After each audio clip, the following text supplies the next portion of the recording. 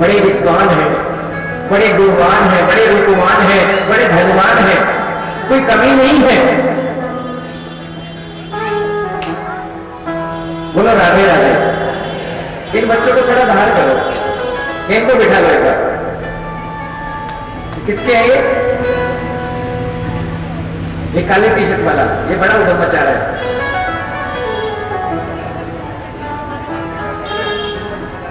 बोलो राधे राधे।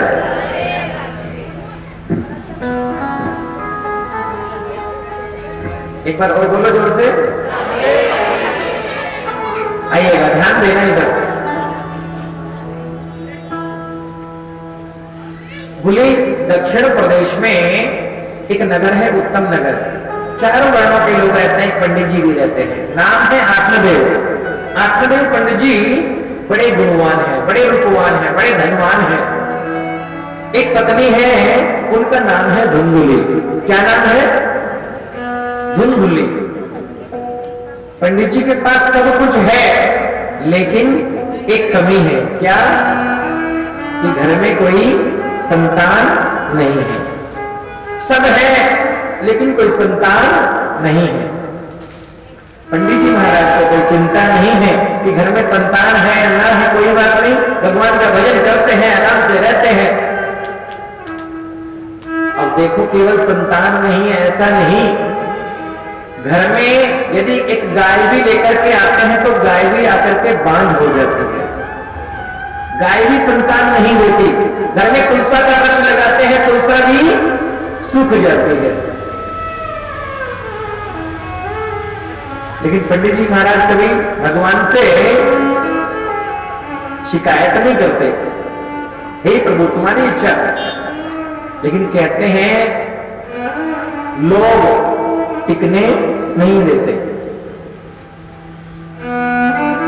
कोई ना कोई बहाना लगा करके पंडित जी के पास आते, हे महाराज, अरे आपके घर में तुलसा लगाते हो, तुलसा सूख जाती है, और तो घर में गाय लेकर के आते हो, गाय बांझ हो जाती है, तुम्हारे घर में कोई संतान भी नहीं है, क्या कारण है? कैसा पाप किया है महाराज तुमने कि तुम्हारे घर में संतान नहीं है?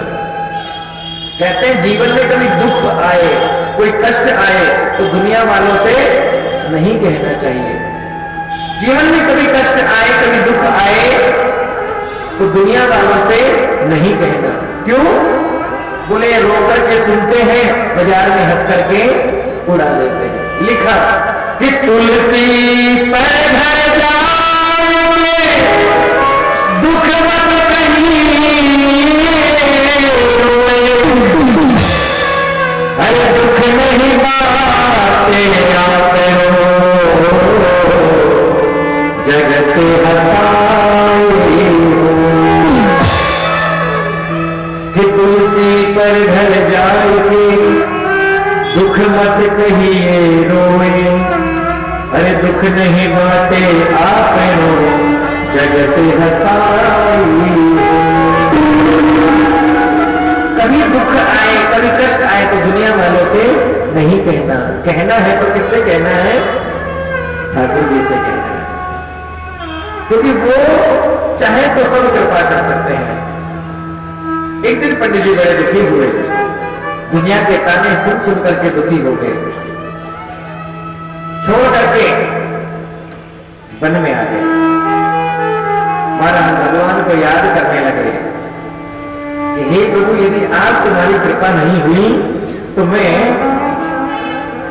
मर जाऊंगा।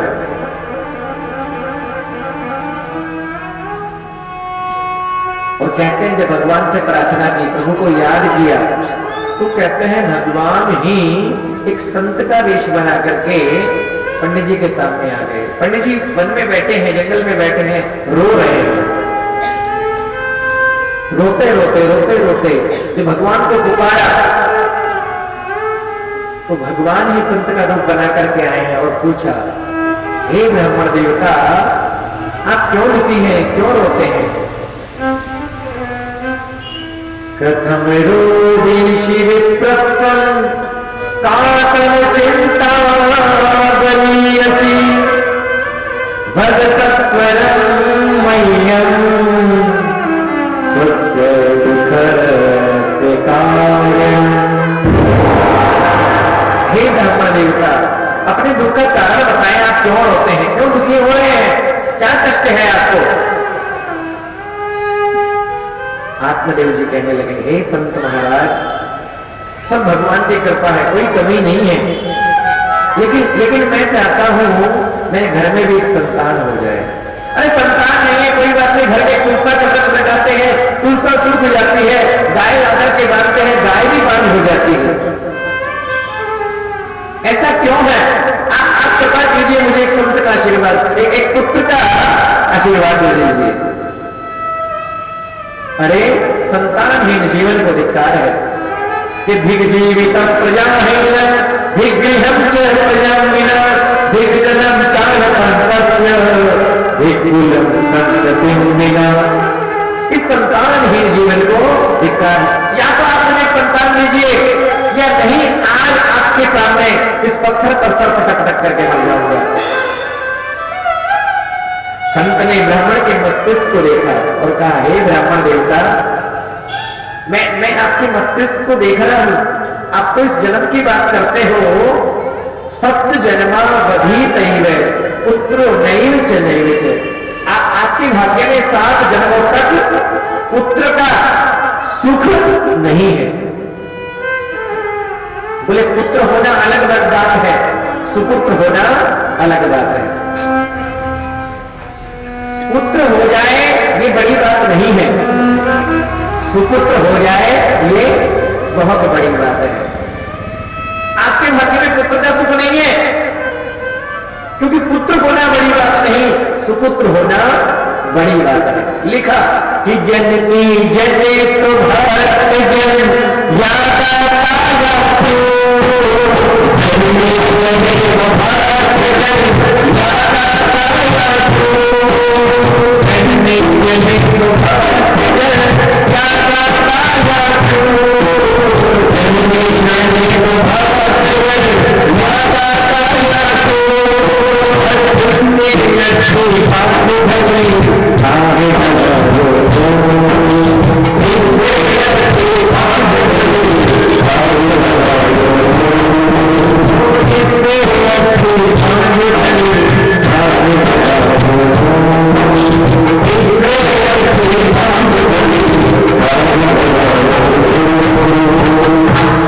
पुत्र होना बड़ी बात नहीं, सुपुत्र होना। मैं देख रहा हूं आपके मस्तिष्क को, एक जन्म नहीं 7 जन्मों तक आपके भाग्य में पुत्र का सुख नहीं है। अब पंडित जी ने बात पकड़ ली। अब जब महाराज आप बता सकते हो मेरे भाग्य में सुख नहीं है मेरे मस्तिष्क को देख करके, तो ये आप ये बता सकते हो तो आप पुत्र भी प्रदान कर सकते हो। चरणों को पकड़ लिया, पत्थर पर सर मार रहे हैं। यदि मुझे आज पुत्र का आशीर्वाद नहीं दिया, संतान का आशीर्वाद नहीं दिया, तो आपके चरणों में इस पत्थर पर सर पटक पटक के मर जाऊंगा और इस ब्राह्मण की हत्या का पाप आपको लगेगा। संत ने देखा, यदि आज इस पर कृपा नहीं हुई तो ब्राह्मण इस पत्थर पर सर पटक पटक के ही मर जाएगा और उसकी हत्या का दोष मुझे लगेगा। संत ने एक फल निकाला, अपनी झोली से एक फल निकाला और कहा, हे ब्राह्मण देवता उठो, ये फल ले जाना, ले जाकर के अपनी पत्नी को देना। आपकी पत्नी श्रद्धा से इस फल को ग्रहण करेंगी और भगवान का ध्यान करते हुए 9 मास व्यतीत करेंगी, तो मेरा आशीर्वाद है कि तुम्हारे घर में पुत्र ही नहीं सुपुत्र जन्म लेकर के आएगा। मेरा आशीर्वाद है, पुत्र नहीं सुपुत्र जन्म लेकर के आएगा। पंडित जी ने फल लिया, मस्तिष्क से लगाया, संतों के चरणों में प्रणाम किया और लेकर के घर को आ गए। लाकर के पत्नी को दिया। अरे धुंधली, ए धुंधली, सुनती हो? हाँ। धुंधली निकल करके आई। हाँ बोलिए।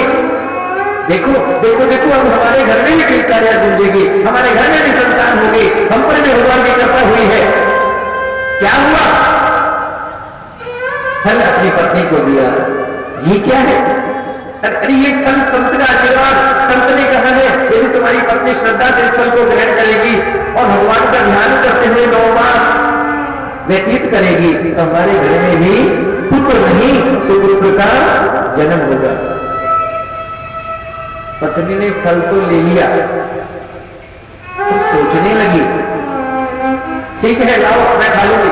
अरे अभी खा लो, अरे कल कल कल कल नहा धो करके भगवान का ध्यान करके फिर खा लूंगी, कल स्नान कर करके भगवान का ध्यान करके फिर खाऊंगी। देवी जरूर खा लेना, संत का आशीर्वाद है, ठीक है। अब उसका नाम है धुंधुली। क्या नाम है? क्या नाम है? धुंधुली, दुष्ट बुद्धि वाली। जैसा नाम वैसा काम। अब सोचने लगी, पता नहीं कहां से फल लेकर के आए हैं। अरे अरे फल खाने से कोई बेटा होता है? कोई भी इनको तो पागल बना देता है। अरे चलो मान लिया फल खाने से बेटा होता है।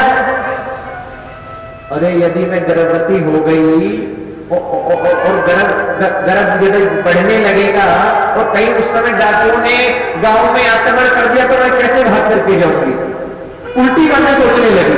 हुआ कुछ नहीं, सोच रही है यदि मैं गर्भवती हो गई और डाकुओं ने आक्रमण कर दिया तो मैं भाग करके कैसे जाऊंगी? अरे घर में आग लग गई तो मैं कैसे भाग करके जाऊंगी? अरे चलो कुछ नहीं होगा, ये यदि फल खाने से, मैंने तो सुना है कई बार बच्चों को जन्म देते समय माताओं की जान भी चली जाती है। कहीं मैं मर गई तो? दुष्ट बुद्धि सोचने लगी, अरे चलो मरूंगी नहीं तो चलो बेटा हो भी गया, संतान हो भी गई तो लालने पालने दुख, लालन पालन करने में बड़ा कष्ट होगा, बच्चों को नहलाओ तो फिर बड़ी बड़ी परेशानी होगी। फल को देख रही है और सोच रही है मैं नहीं खाऊंगी फल, मैं तो ऐसे ही सही हूं।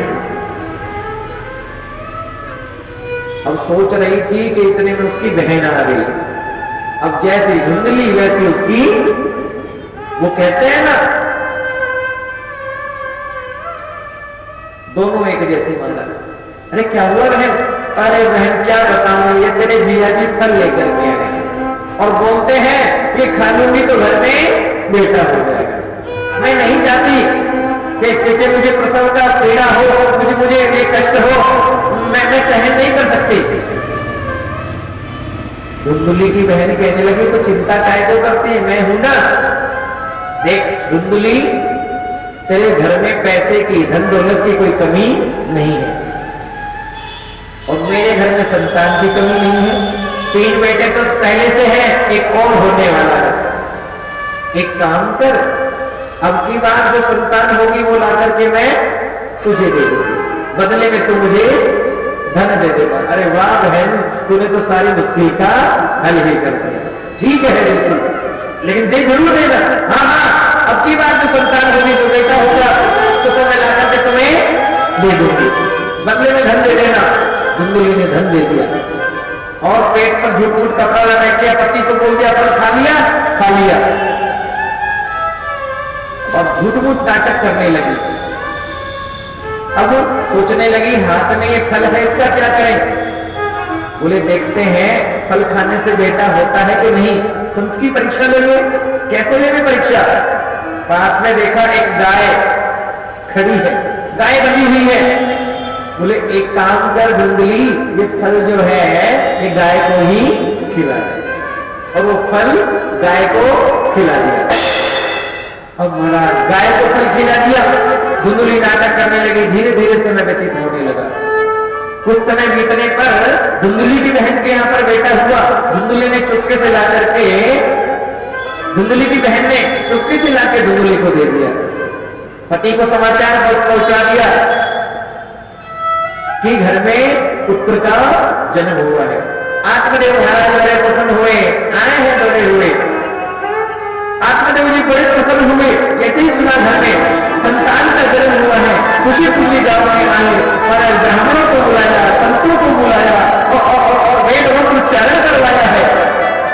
जय जयकार होने लगी, बधाई गाई करने लगी, गीत मंगलवार होने लगे, चारों तरफ जय जयकार होने लगी कि घर में आज पुत्र का जन्म हुआ है।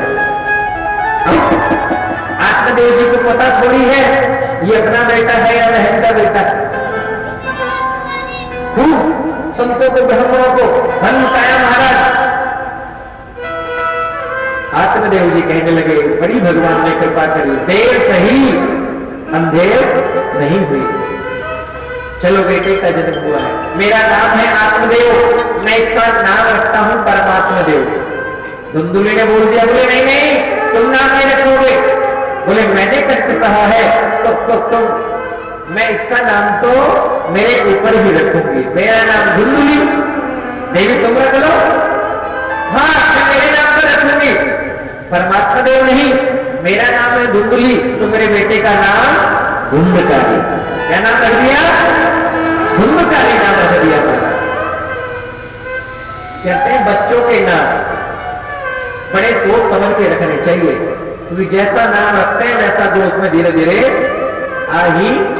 पहले के नाम देखो आप, कितना आनंद आता था पहले के नामों में, है ना।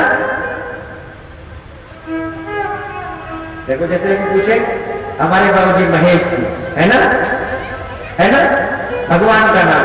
अब मैं इनके पुत्रों का नाम बताता हूं, देखो गोवर्धन जी साक्षात ठाकुर जी का स्वरूप है ना, शंभु दयाल जी है, राकेश जी, पवन जी, अनिल, देखो देवताओं के नाम के ऊपर भगवान का नाम। और आजकल नाम कैसे होते हैं आपको सब पता है। नेट से छट करके निकालते हैं ना। कहने का मतलब क्या, भगवान के नाम पर बच्चों का नाम रखना चाहिए।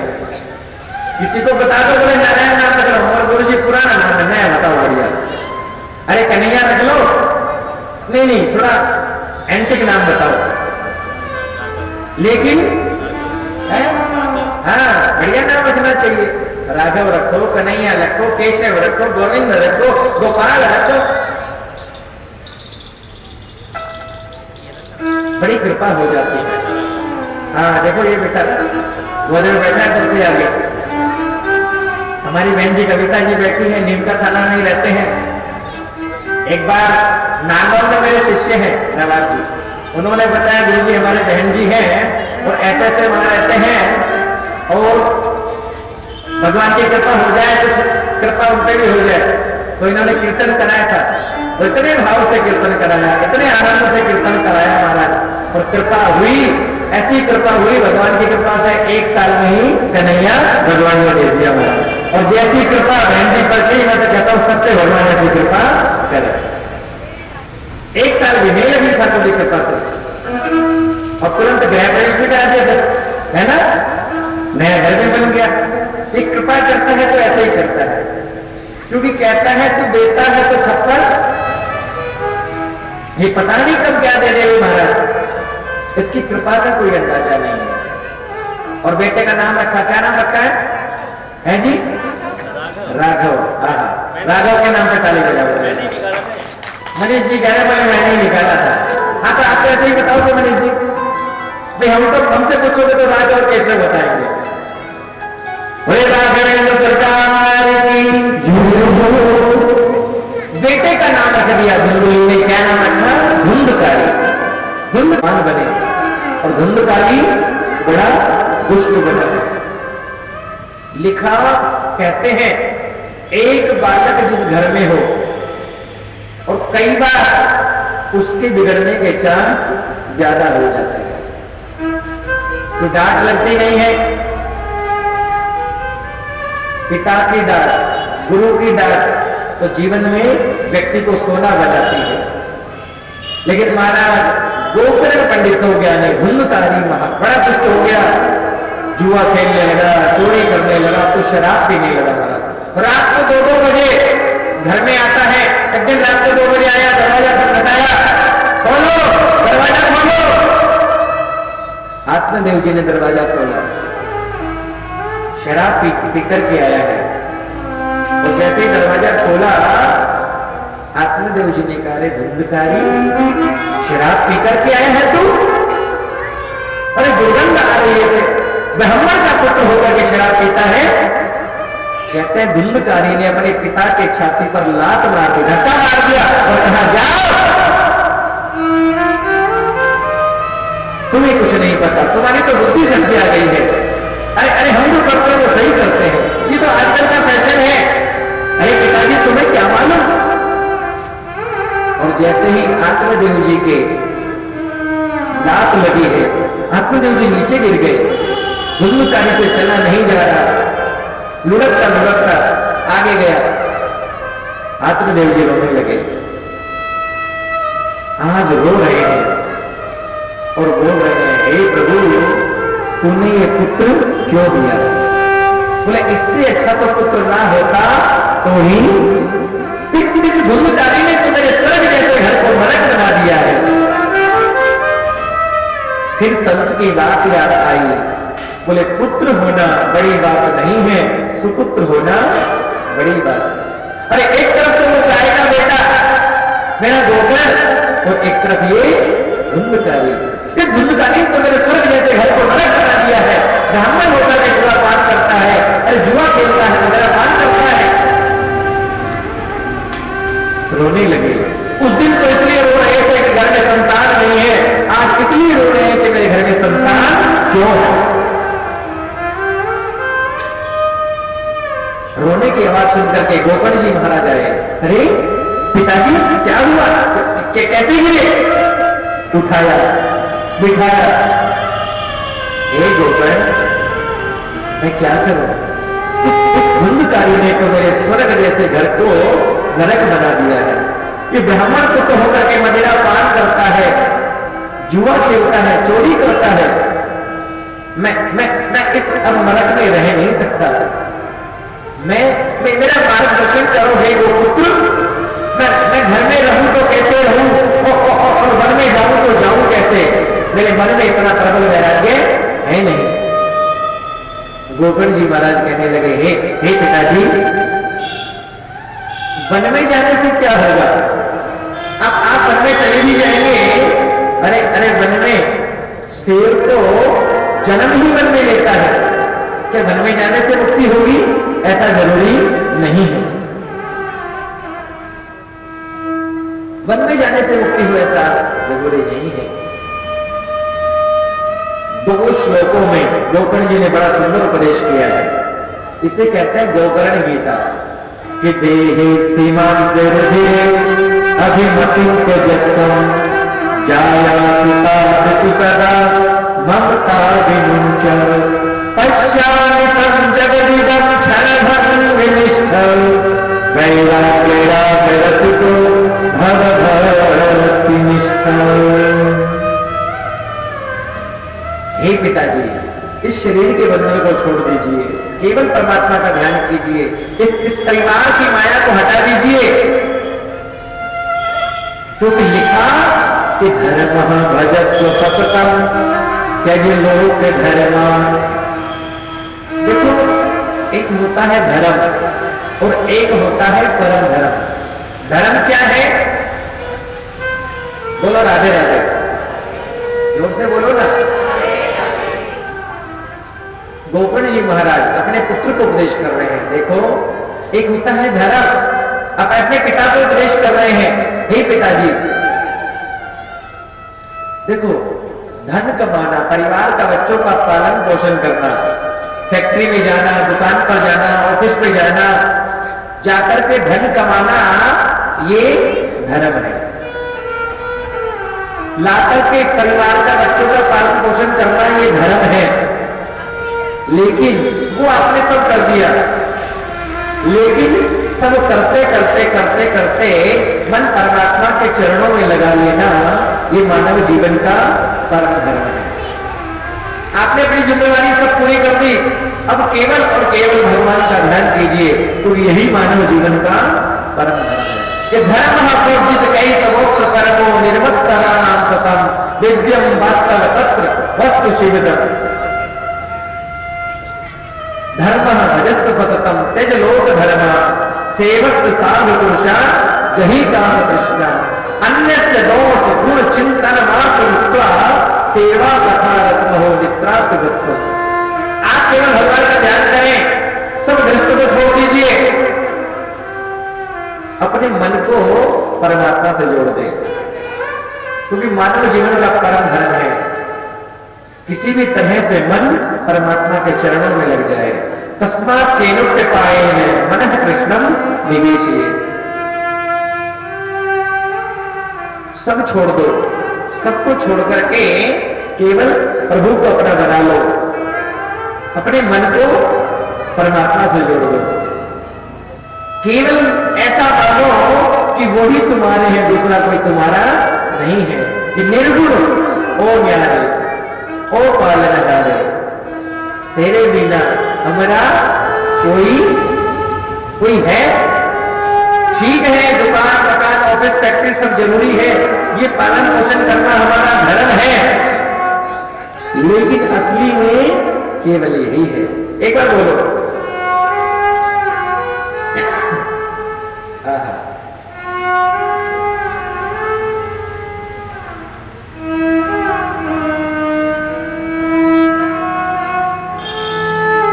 हाथ बोले एक बार।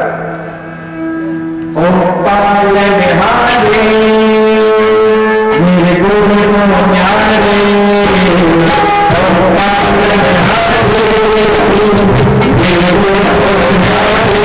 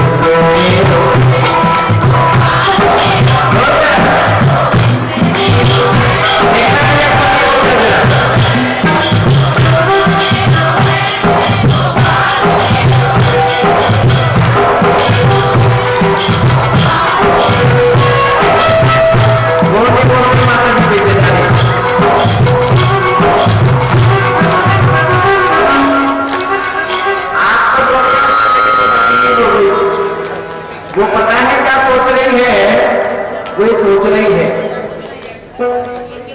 सब बोल रहे हो गोविंद मेरो है, गोपाल मेरो है, लेकिन वो बोल रही है मन मन में, क्या बोल रही है? आप तो बोल रहे हो गोविंद मेरो है, गोपाल मेरो है,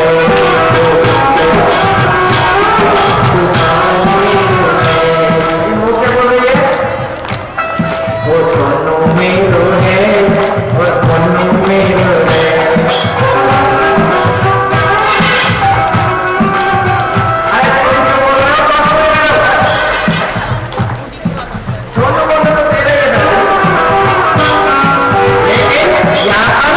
गोविंद मेरो है, गोपाल मेरो श्री राधा।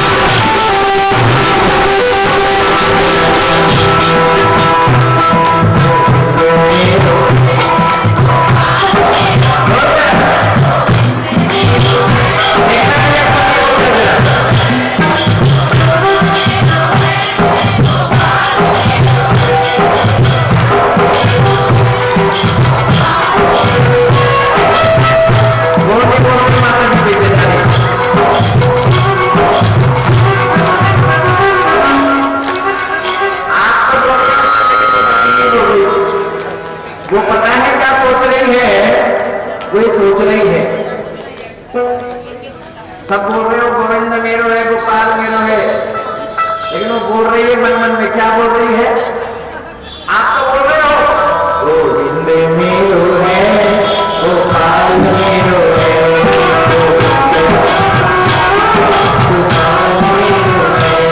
वो क्या बोल रही है? वो सोनू मेरो है और मन्नू मेरो है।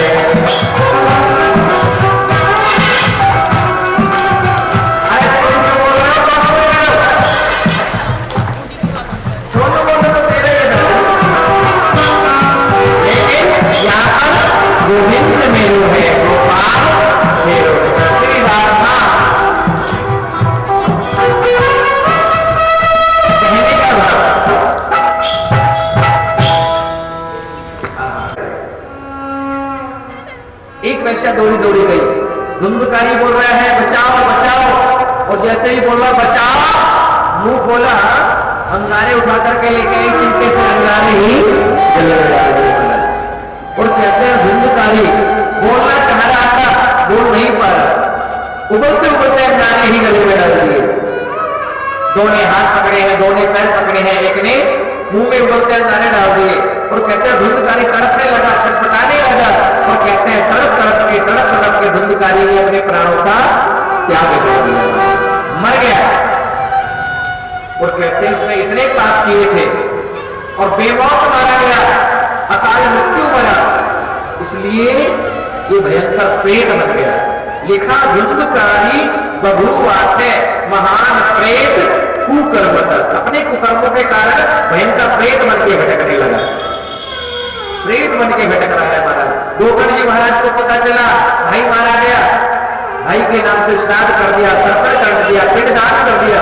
गया में जाकर भी धुंधकारी के नाम से श्राद्ध तर्पण कर दिया। बहुत समय बीत गया, धुंधकारी प्रेत बन के भटक रहा है।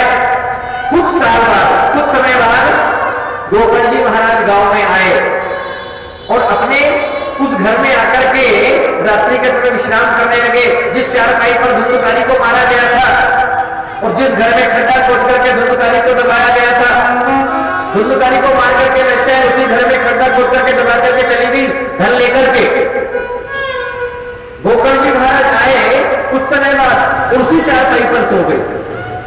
और महाराज जब सोए तो देखा कभी अग्नि के रूप में कोई जीव आ रहा है, कोई भैंस बनकर के आता है, कभी बकरी बनकर के आता है, कभी मेढ़ा बनकर के आता है, कभी अग्नि के रूप में आता है। जैसे ही गोकर्ण जी महाराज आंख बंद करने लगे, एक प्रेत भटकता हुआ दिखाई दिया। गोकर्ण जी ने हाथ में जल लिया और जल लेकर के उस पर जैसे ही छिड़का, बता कौन है तू, क्यों दुखी कर रहा है? वो धुंधकारी बोलना चाहता है, बोल नहीं पा रहा, क्यों?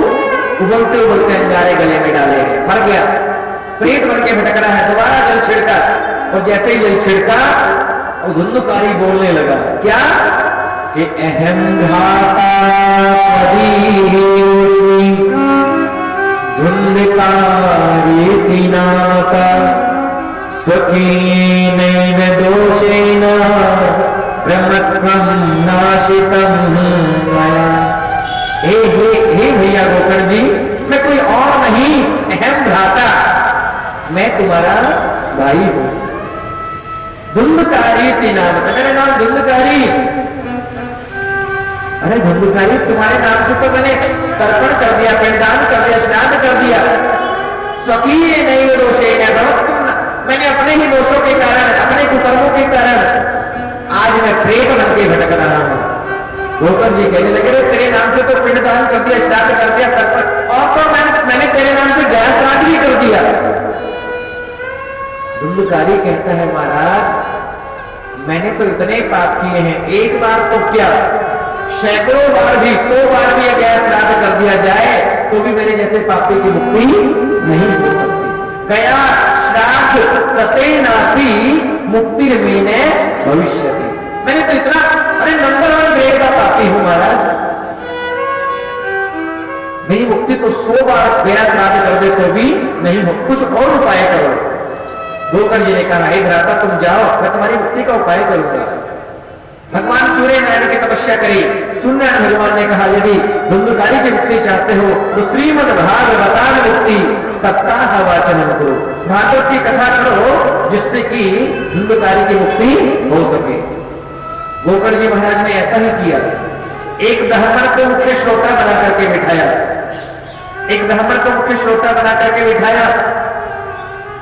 मुख्य यजमान कहते हैं, कथा में मुख्य यजमान होता है। जैसे यहाँ पे बैठे हैं ना मोदी जी, मोहन जी बनकर के बैठे हैं, जोड़े से उन्होंने पूजा कराई, एक कथा में मुख्य यजमान होता है ना।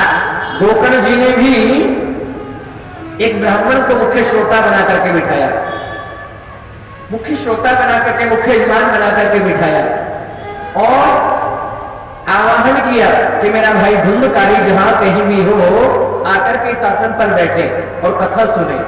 और धुंधकारी प्रेत रूप में था, आकर के बैठता है, हवा उड़ा ले जाती है। अब धुंधकारी ने देखा कि व्यासपीठ के पास में एक सांप ग्रंथि का बांस लगा हुआ था। धुंधकारी इतने छोटा रूप धारण किया और बांस में अंदर जाकर के बैठ गया। गोकर्ण जी ने कथा कहना आरंभ किया। अनेक लोग कथा सुनने आए, पूरा गांव कथा सुनने के लिए आया। अब देखो कृपा हुई क्या, जैसे ही पहले दिन की कथा पूरी हुई, जैसे ही पहले दिन की कथा पूरी हुई, बांस की एक गांठ फट गई। दूसरे दिन की कथा पूरी हुई, दूसरी गांठ फटी। द्वितीय कथा सायं द्वितीय ग्रंथि विभेदनम एवं सप्त दिनश्चैव सप्त ग्रंथि विभेदनम। दूसरे दिन की कथा पूरी हुई, दूसरी गांठ फटी, और जैसे ही 7 दिन की कथा पूरी हुई, 7 गांठें फट गई बांस की। और जो धुंधकारी प्रेत रूप में बनकर के बैठा था, प्रेत बैठा था, वो धुंधकारी तो दिव्य रूप धारण करके प्रकट हो गए। लिखा दिव्य रूप धरो जाता तुलसी दान मंदिता पीतवासा घनश्यामो मुकुट कुंड नाम लिखा। दिव्य रूप धारण करके धुंधकारी प्रकट हो गया। महाराज पहचान नहीं पा रहे कौन है, हाथ जोड़ करके धुंधकारी खड़ा हो गया। भैया प्रणाम। कौन? मैं धुंधकारी, मेरी मुक्ति हो गई। धन्यम भागवती वार्ता प्रेत पीड़ा विनाशिनी। ये भागवत की कथा धन्य है जो प्रेत पीड़ा को भी दूर कर देती है। आप सोच करके देखो, जब उस पापी के नाम से भागवत कथा की गई, जिसने सारे पाप किए, और उसने मरने के बाद ये भागवत की कथा सुन ली, तो उस पर कृपा हो गई। तो आप और हम जब श्रद्धा से भागवत को सुनेंगे तो कृपा होगी कि नहीं होगी? बोलो ना, जरूर होगी। जब उस पापी पे कृपा हो गई, उस दुराचारी पर कृपा हो गई, और मरने के बाद उसने भागवत को सुन लिया, उस पर कृपा हुई, तो आप जब श्रद्धा से सुनेंगे तो हम पर भी कृपा जरूर होगी। दिव्य रूप धारण करके प्रकट हो गया। भगवान के पार्षद आ गए विमान लेकर के, और धुंधकारी को लेकर के जाने लगे। धुंधकारी को लेकर के जाने लगे, और जैसे ही जाने लगे, धुंधकारी विमान में बैठा। गोकर्ण जी ने कहा, अरे रुको, कौन हो तुम? हे भगवान, हे गोकर्ण जी, हम भगवान के पार्षद हैं। तो धुंधकारी ने कथा सुनी है, तो धुंधकारी को लेकर के जा रहे हैं। धुंधकारी मुक्त हो गया, तो इसने पूरी भागवत को सुना। ये देख करके गोकर्ण जी कहने लगे, ये तो भगवान की कथा ने भेदभाव कर दिया। बोले यहाँ पर तो बहुत लोगों ने कथा सुना, लेकिन विमान आया केवल धुंधकारी के लिए। अत्रैव सहवासन्ति शोभारोह निर्मला आनितानि विमानानि न तेषां युगकल्पुतः। बोले यहाँ पर तो बहुत लोगों ने कथा सुनी, लेकिन विमान अकेले धुंधकारी के लिए। ये तो भगवान की कथा ने भेदभाव किया। भगवान के पार्षद कहने लगे, महाराज, बोले भगवान की कथा में भेद नहीं है, ये तो सुनने का भेद है। बोले कथा में तो बहुत लोग बैठे, लेकिन कथा केवल धुंधकारी में बैठी। बोले कथा में बैठना अलग है, लेकिन कथा को दिल में बिठाना अलग है। जब वो 3 प्रकार के श्रोता होते हैं, कितने? बोलो ना, 3 प्रकार के श्रोता होते हैं। बोले श्रवणस्य भेदेन, श्रवण का भेद है, फल का भेद। जो जिस प्रकार से सुनता है उसे वैसा ही फल मिलता है। श्रवणस्य भेदेन फल भेदोत्र संस्थितः श्रवणं तु कृतं सर्वैः न तथा मननं कृतं। सुना तो सबने, किसी ने मनन नहीं किया। 3 प्रकार के श्रोता होते हैं। एक होते हैं श्रोता, दूसरे होते हैं सरोता, और तीसरे होते हैं सोता। बोले महाराज क्या अंतर है इनमें? बोले पहला होता है सरोता। बोले ये क्या होता है? बोले ये खुद कथा नहीं सुनता, कथा में तो आएगा। बोले कथा में तो जाएंगे, लेकिन ना तो खुद कथा सुनेंगे ना दूसरों को सुनने देंगे। वो आएंगे, वो कथा में केवल कमी निकालते हैं। ओहो, अच्छा ये ऐसे लगा दिया, इसको ऐसे लगाना चाहिए था। अच्छा ये सोफा ऐसा करते, इसको ऐसा करना चाहिए था, इसको ऐसा हो गया, ऐसा करना। वो ना सुनेंगे ना सुनने देंगे। वो होते हैं सरोता, दूसरे होते हैं सोता। बोले घर पे बच्चे सोने नहीं देते। संतोषी माता मंदिर में बढ़िया कथा हो रही है, बढ़िया गद्दे लगे हैं, कुर्सी भी लगी है, सोफे भी लगे हैं। बोले चलो आएंगे कथा में, आरती करेंगे महाराज बढ़िया से, कीर्तन होगा तो इतने आनंद लेंगे। और जैसे ही इधर महाराज जी ने कथा आरंभ की, इधर महाराज जी की कथा शुरू और उधर उनके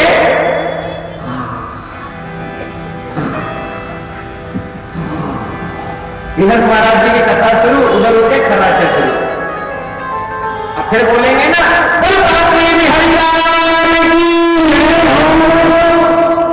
फिर बोलेंगे अरे वाह कथा होगी पूरी, बहुत जोर की कथा सुनाई, बहुत अच्छी कथा। ये कथा में आ जाती है नींद। एक बार एक माता जी मुझसे कहने लगी, हमारी हैदराबाद में कथा थी, हैदराबाद में कथा थी, झुंझुनू की माता जी थी, मारवाड़ी थी, अग्रवाल थे मारवाड़ी। तो वो कहने लगी, बोले महाराज थे ऐसी सोनी कथा बाचो थाने के बोलो महाराज, थे ऐसी सोनी कथा बाचो, ऐसी चौकी कथा बाचो थाने के बोलो महाराज। मैंने कहा माता जी क्या अच्छा लगा? अरे महाराज ये सोनी कथा बाचो, ऐसी चौकी कथा बाचो, ऐसी मीठी कथा बाचो थाने के बोलो महाराज। मैंने कहा माता जी क्या अच्छा लगता है आपको? भाई कथा अच्छी लगती है कि भजन अच्छा लगता है कि हमारी व्यवस्था? अरे महाराज ऐसी सोनी कथा बाचो थाने के बोलो महाराज। अरे कुछ अच्छा भी लगता होगा कथा में, बताओ तो सही। बोले महाराज सच बताओ? हाँ सच बताओ भैया। बोले मैं घर पे 2-2 गोली नींद की खाऊं तो मुझे नींद को नहीं आवे। मैं घर पे 2-2 गोली नींद की खाऊं तो मुझे नींद को नहीं आवे, और सारी कथा में बैठते हैं ऐसी चौकी नींद आवे हमें तेरे बोलो महाराज। मैंने कहा बढ़िया माता जी, अरे किसी चीज में तो पास किया तुमने। तो वो आ जाती है कुंभकर्ण की पत्नी निद्रा देवी। कुंभकर्ण को भगवान ने मार डाला। निद्रा देवी कहने लगी, हे राम जी तुमने मेरे पति को मारा है, तुमसे बदला लूंगी। कैसे लोगी बदला? बताओ। बोले बताओ राम जी तुम्हारे वैकुंठ में कौन जाता है? बोले वही जाते हैं जो भजन करते हैं, वही जाते हैं जो यज्ञ करते हैं, वही जाते हैं जो पूजा करते हैं, वही जाते हैं जो पाठ करते हैं, वही जाते हैं जो कथा सुनते हैं। बोले जो कथा जाते हैं वो वैकुंठ जाते हैं? बोले हाँ। बोले जहां जहां तुम्हारी कथा होगी वहां पर जाकर के श्रोताओं के शीश पर बैठ जाओगी। व्यास जी कथा सुनाते रहेंगे और श्रोता झोंका लेते रहेंगे। अब कोई कथा सुनेगा ही नहीं, वैकुंठ जाएगा ही नहीं, तो खाली गोदाम में तो ताला लगेगा ना। राम जी ने कहा देवी हम भी एक नियम लगा देंगे। बोले क्या? कथा के हर 10 मिनट बाद राधे राधे बुलवा देंगे, है ना? तो जोर से बोल दो एक बार, पूरा ध्यान रखना। 7 दिन बोलो एक बार जोर से, जोर से बोलो ना। 7 दिन पूरा। देखो राधे राधे बोलने से करंट मिलता है। आप पर तो कृपा होगी, हमारी बैटरी भी चार्ज हो जाती है। हाँ तो राधे राधे पूरा 7 दिन ध्यान रखना है आपको। तो कहने का भाव क्या? जिस भाव से जो सुनता है वैसा ही फल उसे मिलता है। लिखा कि जाती नहीं भावना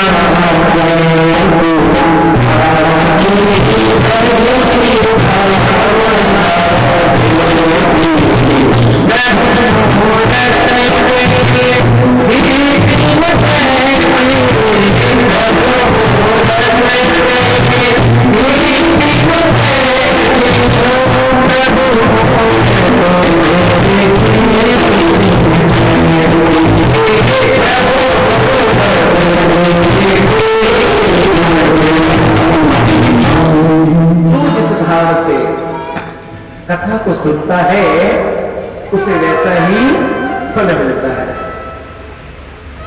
भगवान के पार्षद कहने लगे, बोले भगवान की कथा में भेद नहीं है, ये तो केवल सुनने का भेद है। कथा में तो बहुत लोग बैठे हैं, लेकिन ये कथा केवल धुंधकारी में बैठे हैं, इसलिए धुंधकारी पर कृपा हो गई है। तो लिखा कि ये भागवत की कथा धन्य है जो प्रेत पीड़ा को भी दूर करने वाली है, मोक्ष प्रदान करने वाली है, सब दुखों को दूर करने वाली है। ये धन्य है भागवत की कथा। भागवत की कथा पूरी हुई है महाराज। श्रावण मास में दोबारा गोकर्ण जी महाराज ने कथा की, सभी गांव वालों पर भगवान की कृपा हुई है। अंत में भागवत के नियम बताए हैं। भागवत का नियम क्या है? क्योंकि आप पूरा अब 6 दिन और कथा सुनोगे, और कुछ लोग तो बोल रहे थे, बोले महाराज जी हम तो अपनी पूरी कथा सुनेंगे नियम से, और तरीका भी यही है। क्योंकि कथा का महत्व तो तभी है, तभी आपको समझ में आएगा, और तभी हमारा कथा सुनाना सफल होगा, और तभी आपका कथा सुनना सफल होगा। पूरी कथा सुने। क्या नियम है?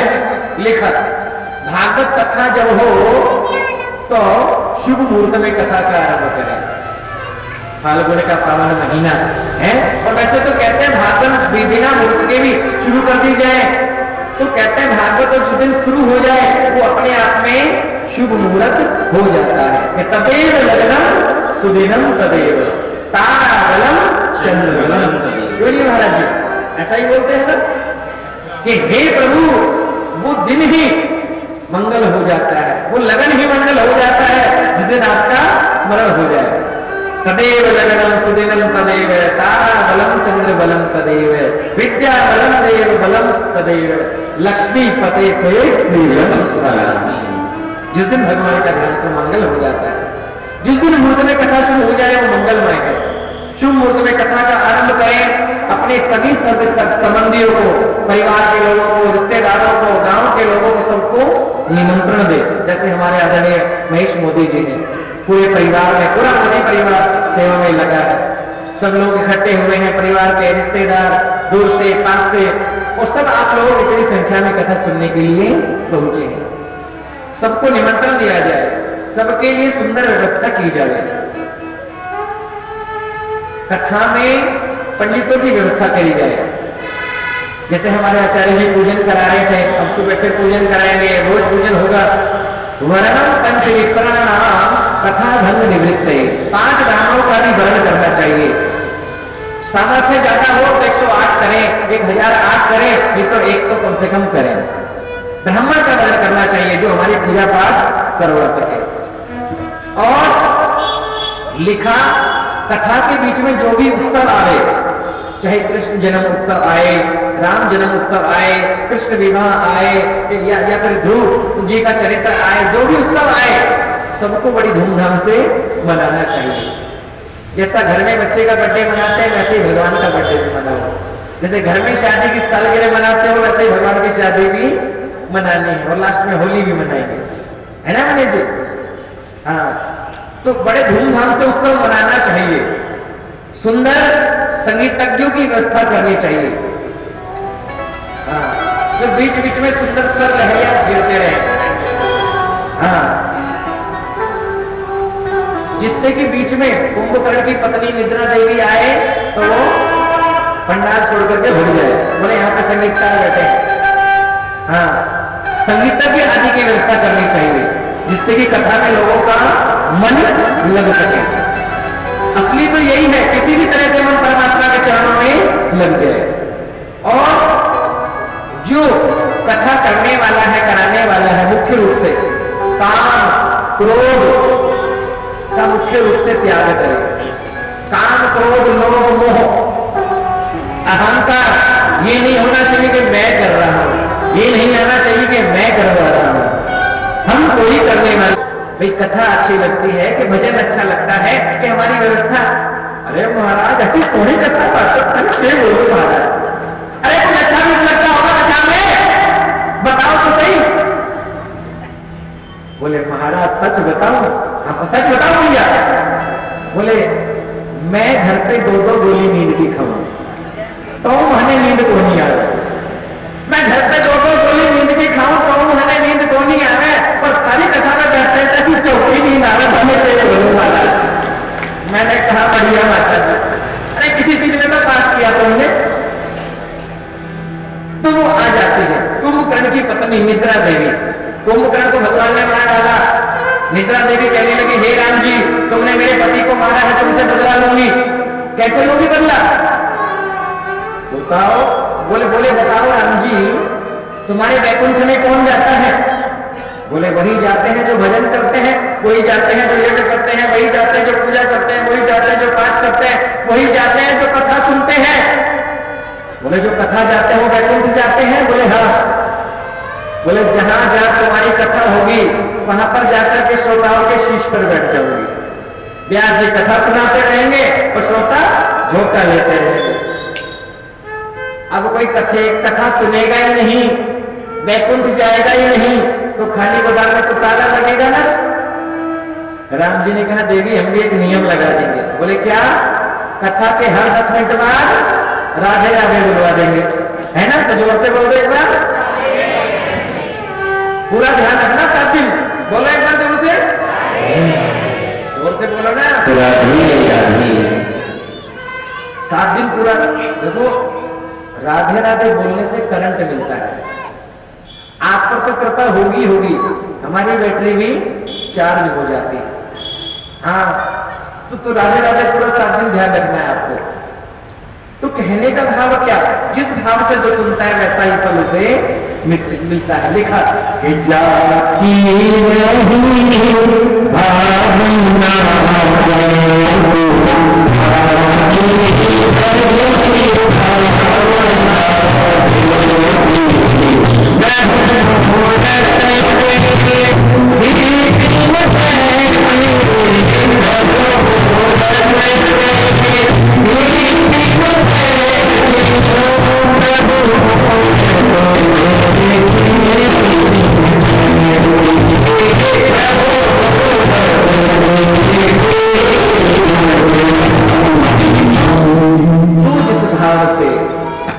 कथा को सुनता है उसे वैसा ही फल मिलता है।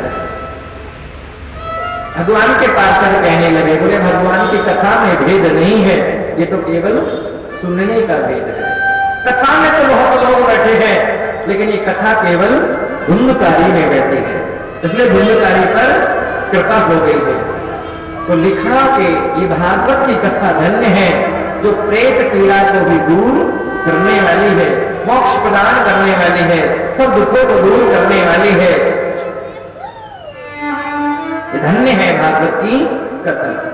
भागवत की कथा पूरी हुई है महाराज।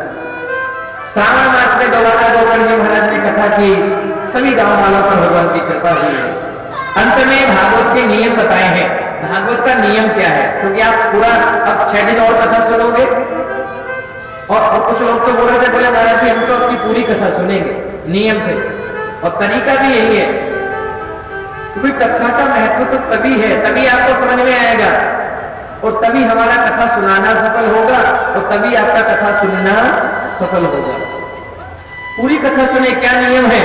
लिखा भागवत कथा जब हो तो शुभ मुहूर्त में कथा का आरंभ करें। फाल्गुन का पावन महीना है, और वैसे तो कहते हैं भागवत बिना मुहूर्त के भी शुरू कर दी जाए, तो कहते हैं भागवत तो जिस दिन शुरू हो जाए वो अपने आप में शुभ मुहूर्त हो जाता है। तदेव लग्नम सुदिनम तदेव ताराबलम चंद्रबलम तदेव। क्यों नहीं महाराज जी ऐसा ही बोलते हैं ना कि हे प्रभु, वो दिन ही मंगल हो जाता है, वो लगन ही मंगल हो जाता है जिस दिन आपका स्मरण हो जाए। तदेव लगनम सुदिनम तदेव ताराबलम चंद्रबलम तदेव विद्याबलम देव बलम तदेव लक्ष्मी पते पे प्रियम सलामी। जिस दिन भगवान का ध्यान तो मंगल हो जाता है, जिस दिन मुहूर्त में कथा शुरू हो जाए वो मंगलमय है। शुभ मुहूर्त में कथा का आरंभ करें, अपने सभी संबंधियों को, परिवार के लोगों को, रिश्तेदारों को, गांव के लोगों को, सबको निमंत्रण दे। जैसे हमारे आदरणीय महेश मोदी जी ने पूरे परिवार में, पूरा मोदी परिवार सेवा में लगा है, सब लोग इकट्ठे हुए हैं, परिवार के रिश्तेदार दूर से पास से, और सब आप लोग इतनी संख्या में कथा सुनने के लिए पहुंचे हैं। सबको निमंत्रण दिया जाए, सबके लिए सुंदर व्यवस्था की जाए। कथा में पंडितों की व्यवस्था करी जाए। जैसे हमारे आचार्य जी पूजन करा रहे थे, अब सुबह फिर पूजन कराएंगे, रोज पूजन होगा। वर्णम पंच विप्रणाम कथा धन निवृत्त, 5 रामों का भी सामर्थ्य ज्यादा हो तो 108 करें, 1008 करें, नहीं तो एक तो कम से कम करें। ब्राह्मण का वर्ण करना चाहिए जो हमारी पूजा पाठ करवा सके। और लिखा कथा के बीच में जो भी उत्सव आए, चाहे कृष्ण जन्म उत्सव आए, राम जन्म उत्सव आए, कृष्ण विवाह आए, या फिर ध्रुव जी का चरित्र आए, जो भी उत्सव आए सबको बड़ी धूमधाम से मनाना चाहिए। जैसा घर में बच्चे का बर्थडे मनाते हैं वैसे ही भगवान का बर्थडे भी मनाओ। जैसे घर में शादी की सालगिरह मनाते हो वैसे ही भगवान की शादी भी मनानी है, और लास्ट में होली भी मनाएंगे, है ना मनीष जी? हाँ, तो बड़े धूमधाम से उत्सव मनाना चाहिए। सुंदर संगीतज्ञों की व्यवस्था करनी चाहिए, हाँ, जो बीच बीच में सुंदर स्वर लहरियां गिरते रहे, हाँ, जिससे कि बीच में कुंभकर्ण की पत्नी निद्रा देवी आए तो वो पंडाल छोड़ करके भूल जाए, बोले यहाँ पे संगीतकार बैठे हैं। हाँ, संगीतज्ञ आदि की व्यवस्था करनी चाहिए जिससे कि कथा में लोगों का मन लग सके। असली तो यही है, किसी भी तरह से मन परमात्मा के चरणों में लग जाए। और जो कथा करने वाला है, कराने वाला है, मुख्य रूप से काम क्रोध का मुख्य रूप से त्याग करे। काम क्रोध लोभ मोह अहंकार ये नहीं होना चाहिए कि मैं कर रहा हूं, ये नहीं आना चाहिए कि मैं करवा रहा हूं। हम कोई करने वाले में फलाहार करो, एक समय रोटी सब्जी दाल चावल जो अच्छा लगे तो खा लो। बोले महाराज ऐसे भी कोई हो सके? बोले तो 2 समय रोटी खा लो, जो अच्छा लगे तो खाओ। बोले महाराज नाश्ता? बोले चाहे 3 समय खाओ। बोले किसी को बार बार खाने की आदत हो तो? बोले चाहे रसोई को पंडाल